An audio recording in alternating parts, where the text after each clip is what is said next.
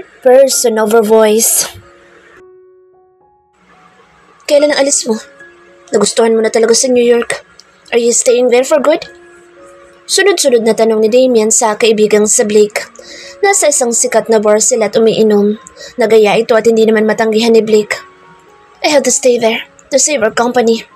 Dad cannot handle it anymore. Lucky enough, I managed to bring it back in the circulation. Thanks God, the company is stable now. Ang sagot naman niya. Kinuha ang kanyang baso na may mamahaling alak at nilagok ang laman noon. Why did you leave her? Sa mga oras na kailangan kanya. Seryosong tanong nito kaya nabaling ang tingin niya dito. Hindi niya inaasahan na tatanungin siya ng ganoon ng kanyang kaibigan. Kahit hindi nito banggitin ang pangalan ng tinutukoy ay alam naman niyang si Angeline iyon. Never leave her. Physically yes, pero ang puso't isip ko ay naiwan dito. You know how hard it is for me pare. Every day is a mess. Hindi ko magawa ng tama ang trabaho ko. I think of her every minute. Lagi ko naaalala ang itsura niya nang iwan ko siya. Gusto ko siyang alagaan at protektahan. Ang tanging gusto ko lang ng mga oras na iyon ay manatili sa tabi niya but I have lived with no choice. Paliwanag niya. Hindi niya maiwasang balikan ang mga alaala ng nakaraan. I'm sorry son, but you have to leave. Malungkot na pahayag ni Francis sa anak na si Blake. But Dad, Angela needs me. Protesta nito. I know, but you have to go to New York. Our company is not in good state. May nakapasok na kalaban sa loob ng kumpanya at gusto na tayong pabagsakin. I, myself want to go there but we decided to send you instead. I have a big trust in you, that you can do it. Napagdesisyon na namin ng mommy mo na ilayo ka muna kay Angeline. Hindi makabubuting nasa tabi ka niya sa mga oras na ito. Alam ko masasaktan ka at hindi ka papayag but you have to endure the pain being away from her. For you to save her. Kamamatay lang ni Lance and Angeline is pregnant. Kung gusto mo siyang tulungan, kailangan mo siyang iwanan. Nakatutok ang mga mata ng publiko sa kanya ngayon. Alam mo naman kung gaano kasikat si Lance at ang simpatya ng lahat ay na kay Angeline. Kung patuloy kang lalapit sa kanya baka pag-usapan kayo ng publiko at pag-isipan nila ng hindi maganda sa Angeline. What do you mean, Dad? Naguguluhang tanong niya. What if they will speculate nang ipinagbubuntis niya hindi kay Lance kung hindi sa'yo? Hindi natin hawak ang mga tao. Angeline's reputation is at stake here. Pag-isipan mo mabuti anak. Mahabang paliwanag nito. That's ridiculous. Hindi makapaniwala ang sabi niya. Muntik nang may makalabas na ganyang issue. Napigilan lang namin ng mommy mo. Someone took a photo of you and Angeline together and they are about to post it on social media and spread a fake news. Napahilamos siya sa sariling mukha. Hindi siya makapaniwala. We know you love her. Kahit hindi mo sabihin sa amin at kahit hindi mo maamin sa sarili mo, nagmamahal ka na talaga ng totoo. Kailangan mo muna magtiis. Kami nang bahala kay Angeline. Lagi ka namin babalitaan ang mga nangyayari sa kanya. Sisiguraduhin namin sa'yo na magiging maayos siya. Napatunayan niyang tama ang kanyang mga magulang. Nakayanan niya magtiis ng matagal na panahon. Araw-araw naman siyang pinadadalhan ni Bianca ng video ni Angeline simula ng libing ni Lance habang lumalaki na ang tiyan nito at ng mga anak ito. Anong ginagawa mo dito? Inis na tanong ni Angeline nang mabungaran niya sa Blake sa kanyang opisina. 3:00 ng hapon iyon at kagagaling lang niya sa isang meeting. Nagulat na lang siya nang pagpasok niya sa loob ng kanyang opisina ay nakita niya itong prenteng nakaupo sa mahabang sofa. I've been waiting for you here for almost 2 hours. Where have you been? Ang tanong nito. Agad itong tumayo para salubungin siya. Hindi naman ito pinansin ni Angeline. Dumiretso ito sa kanyang office table. Ipinatong sa ibabaw noon ang bitbit niyang bag at laptop pagkatapos ay naupo. Nagpaalam ka ba sa girlfriend mo bago ka pumunta dito? Mami, sumugod na naman iyon dito at awayin ako. Hindi nawawala ang inis na sabi niya. Namunot ang noon ni Blake. Girlfriend? Pag-uulit nito. As far as I remember, the last time I had a girlfriend was almost 4 years ago. Naguguluhang sabi nito. Diane's here the other day. She asked me to stay away from you. And that bitch? She told me that when you get married, you will take Lance with you in New York. Is she crazy? Isa ka pa. Why did you tell her that Lance is your son? Are you crazy too? Bagay nga kayo magsama. Sarkastikong sabi niya. What? It's not what... Magsasalita pa sana ito nang pigilan ni Angeline. Huwag ka na nga mga tuwiran. Naiinis lang ako lalo sa'yo. Yamot na sabi niya. Napangiti naman si Blake sa ginawi niya. Dahan-dahan itong lumakad papalapit dito. Pumwesto sa likod nito. Itinukod ang dalawang kamay sa lamesa. Yumukod ng konti at inilapit ang bibig sa tenga ni Angeline. Why do you sound so jealous? Are you jealous today, Yan? Halos pabulong na tanong nito. Nangaarok ang tono ng boss niya na para bang may gustong patunayan. Para isang malakas na bultahe ng kuryente ang gumapang sa buong katawan ni Angeline. Daman niya ang mainit at mabangong hininga ng binata sa puno ng kanyang tenga. Naiinis siya dito ngunit bakit hindi niya magawang umalis sa pagkakakulong nito? Dapat ay sawayin niya ito at paalisin sa tabi niya. Hindi kaiga-igaya ang posisyon nila ngayon. Paano na lang kung biglang pumasok ang kanyang secretary at kahit sino sa opisina na may kailangan sa kanya? Ano na lang ang isipin ng mga iyon? Pero bakit ba sa tuwing magkakalapit ang kanilang mga katawan ay sobrang nagugustuhan niya? Hindi niya magawang magprotesta. May kung anong hipnotismo ang nagtutulak sa kanya para lalo lang mapalapit dito. Napakagat siya sa kanyang pang-ibabang labi. Pinipigilan niyang may kumuwalang impit na ungol buhat sa kanyang bibig. Nakikiliti siya sa hininga nito na dumadampi sa kanyang tenga. Grabe ang kilabot na dulot nito sa kanya. I never been this crazy in my whole life. Not until I met you. Alam mo bang ikaw ang first love ko? Seryosong sabi nito. Napamaang si Angeline sa pag-amin na iyon ng binata. Lawyer. Hindi siya naniniwala dito. Napatawa ito na lalo lang nagpainit sa nararamdaman niya ngayon. Iniangat niya ang kanyang ulo para sana makita ang nakakainis nitong mukha ngunit ng pagtingala niya ay hindi niya inaasang sobrang magkakalapit ang mga mukha nila. Natigilan siya at napakurap-kurap pa ang kanyang mga mata habang ang binata ay titig na titig sa kanya. Hindi na nakontrol ni Angela ng sitwasyon ng bahagyang yumukod sa Blake at abutin ng labi nito ang kanyang labi.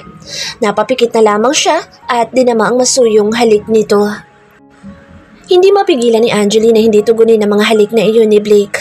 Masuyo at puno ng pagmamahal ang mga halik nito. Para siyang idinuduyan sa langit sa hindi maipaliwanag na pakiramdam na lumulukob sa kanya ngayon. Kapwa hinihingal at halos maubusan ang hininga nang maghiwalay ang dalawa. Hindi makatingin ng tuwid sa Angeline. Nahihiya siya sa kanyang inasal. Alam niyang hindi tama ang kanyang ginawa na pagtugon sa mga halik nito ngunit hindi niya napigilan ang kanyang damdamin. Hey, are you mad at me? Why are you not looking at me? I'm so sorry, I just can't help it. Nag-aalalang tanong ni Blake. Hindi naman makasagot sa Angeline at natatakot siyang ipagkanulo na naman siya ng kanyang puso. Hindi ko alam kung bakit mo ko hinalikan. May girlfriend ka na kaya pwede ba? Huwag mo na akong paasahan sa wala. Pagod na ako masaktan ng paulit-ulit. Paulit-ulit na lang. Walang ganang sabi niya. Napahilamos naman sa sarili mukha si Blake sa sobrang pagkadismaya. Hindi niya akalain na ito magiging reaksyon ni Angeline sa mga nangyari. How many times do I have to tell you that I don't have a girlfriend? Diane is not my girlfriend. Kinakapatid ko siya. Anak siya ng best friend ni Mommy na si Tita Claire. Ninang ko si Tita Claire. Ang pamilya niya ang kumukup sa akin. I lived with them for 4 years when I was still in college and studying in Colorado. And there's no way na maging girlfriend ko si Diane. I consider her only as a sister. Nothing more, nothing less. Mahabang paliwanag nito. Para namang natauhan si Angeline sa mga sinabi nito. Ang kanina'y matigas niyang damdamin para dito ay biglang lumambot. He sounds so sincere and she couldn't help but to believe in him. Can you please trust me this time? Pakiusap niya. Marahang ipinihit siya paharap sa kanya. Gusto niya makita magiging reaksyon nito. Nahihiya man inagawa ni Angeline na lumaban ng titigan dito. Gusto niya makita sa mga mata nito ang sinseridad. I love you, Angeline. Ang tagal na panahon ko nang gusto sabihin dito sa'yo. Patawarin mo ako kung naging duwag ako. I'm so sorry kung naging marupok ako. I just can't believe myself taking everything seriously when it comes to you. I have doubts and fears. Hindi ko alam kung magagawa kitang mahalin nang hindi kita masasaktan but in the end, kahit hindi ko gusto nasaktan pa rin kita. And I'm so sorry. Huminga muna ng malalim sa Angeline na para bang iyon na makapagbibigay sa kanya ng lakas na loob para sabihin dito lahat ang nararamdaman niya. I'm not worthy of your love anymore, Blake. Hindi na ako kagaya ng una mo akong nakilala. Kapag minahal mo ako, marami kang dapat i-consider. May anak na ako at ang anak ko ang priority ko. Handa ka bang harapin ang mga sasabihin ng tao? Handa ka bang ipaglaban ako sa kanila? People will judge me and will say everything against me. Ayoko madamay pati na ang anak ko. Kaya kung hindi ka pa nasigurado sa sarili mo at sa nararamdaman mo para sa akin, please, umalis ka na lang ng tuluyan at huwag mo nang guluhin ang isip ko. Hindi niya mapigilan ang hindi maiyak sa mga nangyayari. She knows that Blake hates commitment but the situation now is not like before. May anak na siya at ang kailangan niya ngayon ay yung tao magmamahal sa kanya habang buhay at tatanggapin kung sino siya. Shh. Hush now, babe. Hindi na tayo mga bata. I love you. Minahal kita noon pa kahit pangit ka pa. I love you not because you're beautiful now. Minahal kita noon at mas mamahalin pa ngayon dahil ito ang sinasabi ng puso ko. It's my biggest regret na makinig ako sa utak ko at hindi sa puso ko. Kung pinakinggan ko siya noon, hindi mo sana mararanasan ang matinding pagdurusa. Kung naging matapang ako noon, hindi mo sana ibabaling sa ibang pagmamahal mo. Hindi pa naman huli para sa atin na lahat. Bakit hindi natin subukan? Give me a chance to prove to you how much I love you. Handa akong harapin na lahat. Gusto kong lumaking may kinikilalang ama si Lance. I can be a good father to him. Just give me a chance. Pakiusap nito. Parang hinahaplos naman sa tuwa ang puso niya sa narinig buhat dito. Wala nang mas mahalaga pa sa kanya kung hindi ang matanggap ng taong minamahal ang kanyang anak. Naniniwala siyang mahal ni Blake ang anak niya at alam niyang hindi nito pababayaan ang bata. Siguro panahon na para lumigaya naman siya. Handa na siyang sumugal muli sa ngalan ng pag-ibig. Yumakap siya ng mahigpit dito. Gusto niya ipadama sa lalaking pinakamamahal kung gaano siya kasaya ngayon. I love you too, Blake. Mahina at halos pabulong na sabi niya ngunit hindi iyon nakaligtas sa pandinig ng binata. Gumanta siya ng mahigpit na yakap dito. Thank you for loving me back. Walang pagsadlan sa kaligayahan na tugon nito. Naghiwalay sila sa pagkakayakap at hinarap ang bawat isa ng may ngiti sa kanilang mga labi. Stop crying. Masuyong pinahid nito ng kanyang palad ang mga luha sa mata niya. It's just like a dream that I'm in front of you right now. I couldn't imagine that I will be this happy. It is such an overwhelming feeling. Hindi makapaniwalang sabi niya kaya naman imbis na tumigil ang kanyang mga luha ay lalo lang nagsipagpatakan ng mga ito at hindi na iyon magawang pigilan pa ng mga palad ng binata. You're such a crybaby. Masuyong sabi ni Blake. Hindi niya maiwasang hindi mapangiti sa kabila ng pagluha ng kaharap. He's so happy. Kinuha nito ang panyo sa kanyang bulsa at yun ay pinampunas sa mga luha ni Angeline. My bad. I promised myself not to make you cry anymore but look what I did to you this time. I make you cry once again. Ang sabi nito habang masuyong pinupunasan ng mga luha nito. I cry because of happiness, so don't you worry. Nakangiting sabi niya.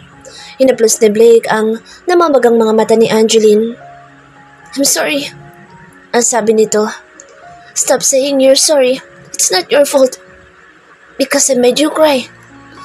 Ay, paulit-ulit. Ang kulit na. Hindi na naituloy ni Angeline na sasabihin na bigla na lang siyang kabigin ni Blake at halikan sa mga labi ng puno ng pagmamahal at walang pag-aalilangan. Tinugo ni Angeline ng buong puso ang mga halik na iyon. Kung isa lamang ito isang panaginip, ito na yata ang pinakamagandang panaginip na kanyang naranasan. I love you so much. Masuyong sabi ni Blake nang sila'y magbitiw. Hingal na kumuha pa ng hangin. I love you too. Masayang tugon ni Angeline. Nagulat siya nang bigla siyang gawaran nito ng mabilis na halik sa kanyang labi. I couldn't resist not to kiss you. Your lips taste so sweet. Pilyong sabi nito. Natatawang pinisil naman ni Angeline ang tungkay ng ilong nito. You're such a naughty boy. Opisina po ito, mister. Pwede bang bitiwan mo muna ako para makapagtrabaho na ako? Pakausap niya dito dahil hindi pa rin ito bumibitaw sa pagkakayakap sa kanya. Umuwi ka na muna. I have 2 hours more. May mga tatapusin pa akong trabaho. Pagtataboy niya dito. No, I will stay here and wait for you. Mariing tanggi naman ito. Bumitaw na sa pagkakayakap sa kanya ngunit bago lumayo dito, ay ginawaran na naman siya nito ng mabilis na halik sa kanyang labi. Pinamulahan ng pisngi si Angeline, lalo pa nang kindatan siya ng binata. Natatawang naiiling na lang siya habang sinusundan nito ng tingin. Naglakad papunta sa direksyon ng mahabang sofa at naupo doon. Will you please stop staring at me? Hindi ako makapag-concentrate sa ginagawa ko. Kung may asar na sabi niya dito. Kahit abala siya sa kanyang laptop ay nakikita naman niya sa kanyang peripheral vision ang ginagawa nitong pagtitig sa kanya.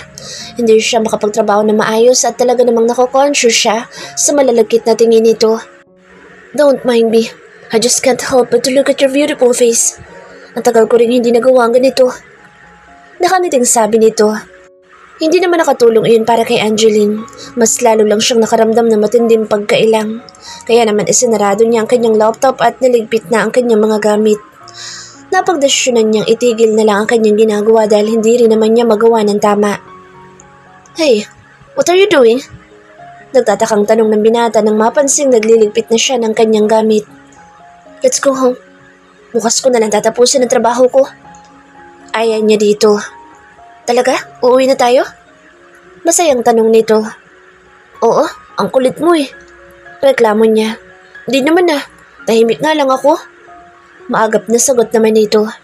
Nakakadistro kasi ang gwapo mo mukha. Ang sabi niya, sabay irap dito.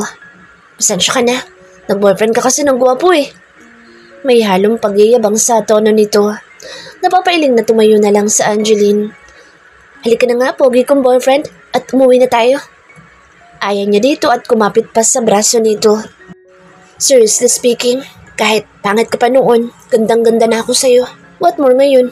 Kaya tuloy hindi ko mapigilan ang sarili ko na titigan ka ng paulit-ulit. Seryoso mukha niya habang sinasabi iyon. Masayang napatawa sa Angeline. Mukha naman itong seryoso pero kung paano niya ito sinabi ay parang joke sa pandinig niya kaya naman hindi niya mapigilan ang tumawa. Stop laughing. I'm serious. May halong inis na sabi ni Blake, ngunit mas lalo lang natawa sa Angeline. Sige, isa pang tawa, hahalikan na kita. Banta nito. Then kiss me now. Hamon naman niya dito at yun nga ang ginawa ni Blake. He cupped her face and kissed her intensely. I love you. Pabulong na sabi niya dito and Angeline smiled at him and mouthed, I love you too. Angeline's person-over voice. Hindi ako makapaniwala sa akin nakikita. Isang delivery ang dumating ngayong araw. Manghang nakatingin lang sa dita sa mga delivery man na naglalabas ng iba't ibang klase ng mga bulaklak na galing sa loob ng dala nilang van. Miss Angeline Melendez? Ang tanong na isa sa tatlong delivery man. May bitbit itong mga papel. Yes, ako po yun. Maagap na sagot ko. Ma'am, pakipirmahan na lang po itong resibo. Pakiusap nito at iniabot sa akin ng hawak na papel. Sino po nagpadala ng mga ito? Ang tanong ko. Galing po sa boyfriend niyo. Yan po ang nakalagay dito. Maagap naman ang sagot nito matapos kunin sa akin ang resibo na napirmahan ko na. Lihim ako napangiti. Hindi ko akalaing may itinatago palang sweetness itong sa Blake ko. Ma'am, sobrang dami naman ito. Mukhang binili na lahat ni Sir Blake ang mga paninda sa flower shop. Anong gagawin natin dito? Sana halaman na lang para maitanim. Reklamo ni Ditas. Sabihin mo sa kanya yan kapag pumunta siya dito. Hindi yung sa akin ka nagre-reklamo. Natatawang sabi ko. Ay naku ma'am, hindi ko po kaya. Alam niyo namang natutulalan na ako kapag nakikita ko si Sir Blake. Medyo kinikilig pang sabi nito. Ikaw Ditas, ang dami namang pagnanasaan, bakit yung boyfriend ko pa? Pwede bang umanap ka na ng iba na magiging crush mo? Kunwari ay asar na sabi ko dito. Ito namang si ma'am, crush lang naman ang damot. Yamot na sabi nito sabay tulis ng nguso. Natatawang kinurot ko ito sa tagiliran na mabilis naman niyang naiwasan. Pero seryoso man, masaya ako para sa'yo at para kay Lance. Lalo kang gumanda ngayon man. Iba talaga magagawa kapag in love, nagiging blooming. Niyakap nito ang hawak na punpo ng bulaklak at nagsasayaw. Para ko si Rajan. Natatawang sabi ko. Ngumiti lang ito sa akin at pinagpatuloy ang pagsayaw. Iniisip pa kunwaring tao ang mga bulaklak at ito ang ginawang kasayaw. Ma'am, magsinigang na bulaklak tayo mamaya. Tapos sa gabi, adobong bulaklak naman.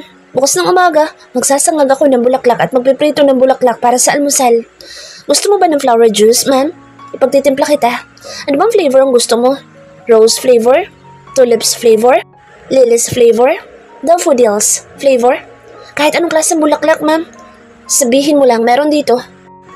Inisa-isa pa nito ipinakita sa akin ng mga bulaklak na nabanggit na nagkalat sa loob ng bahay. Ikaw talaga, Ditas? Naku, puro ka talaga kalukuhan. Ang mabuti pa, ayusin natin ang mga ito. Yung iba ilagay natin sa base. Utos ko dito. Natutuwa ako sa effort ni Blake. Ang huli kong bulaklak na natanggap ay yung nagtatrabaho pa ako sa Reddish. Kasalukuyang nakaprosthetic pa ang mukha ko ng mga panahon na iyon.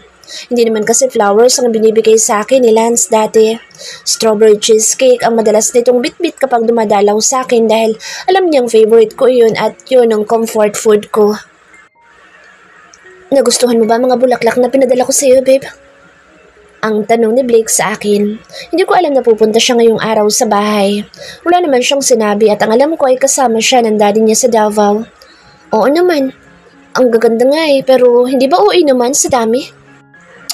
Kulang pa nga iyon. Sa dami ng panahon na nawala sa atin. Kung dapat araw-araw kitang binibigyan ng bulaklak noon at naipon mo, di ganyan nakarami iyon ngayon. Binili ko ng lahat para isang bagsakan na lang. Pili yung sabi nito. Ikaw talaga puro kakalukuhan. Natatawang sabi ko sabay kurot sa pisngi nito. Hindi ko inaasahan na bigla akong kabigin nito at yakapin ng mahigpit. Sa dami ng panahon at oras na nawala sa atin, parang ayoko nang mawala sa iyo kahit na saglit. Puno ng emosyon na sabi niya, I can feel him. I know how hard it is to be far away to the one you love. Aalis na naman siya at babalik ng New York. Hindi ko alam kung kakayanin ko ba ang long distance relationship at parang hindi ko matatagalan ang malayo sa kanya. Bumitaw ako sa pagkakayakap nito. Umupo ng maayos at pagkatapos ay inihilig ko ang ulo ko sa balikat nito. Ilang araw na lang babalik ka na sa New York. How many months or how many years will you stay there? Malungkot na tanong ko. Masuyo niyang hinaplos ang aking buhok at pagkatapos ay hinalikan ng aking ulo. I don't know.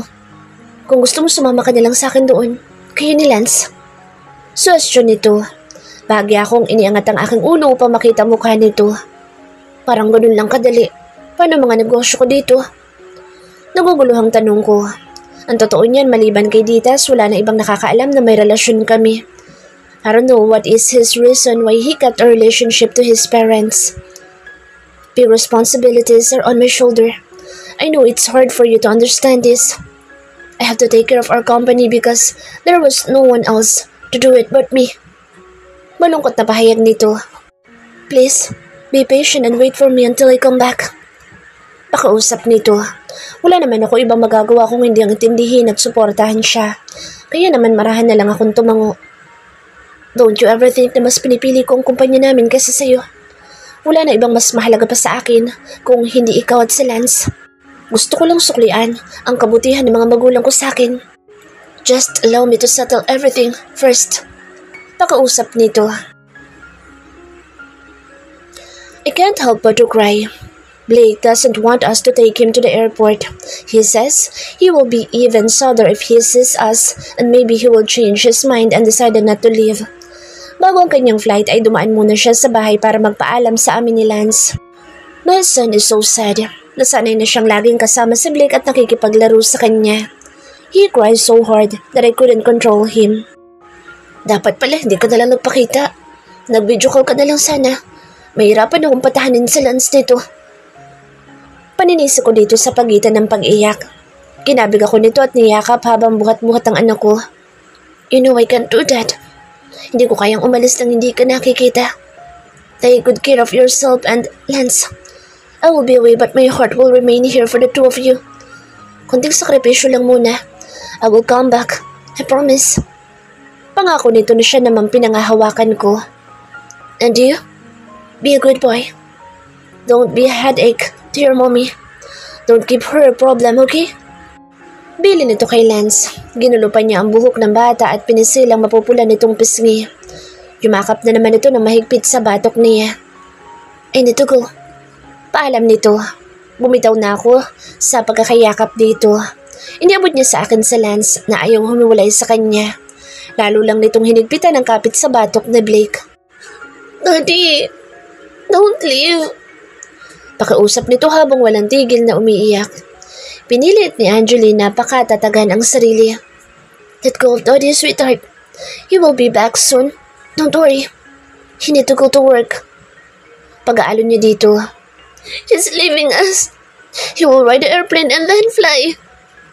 Sabi nito na sa murang edad ay naiintindihan na ang mga nangyayari sa kanyang paligid. I will come back soon. Don't cry. You're a big boy now. Take good care of your mommy when I'm not around, okay? Bili ni Blake dito. Sunod-sunod naman ang naging pagtango nito. Okay, I'll be a good boy and promise to take good care of mom.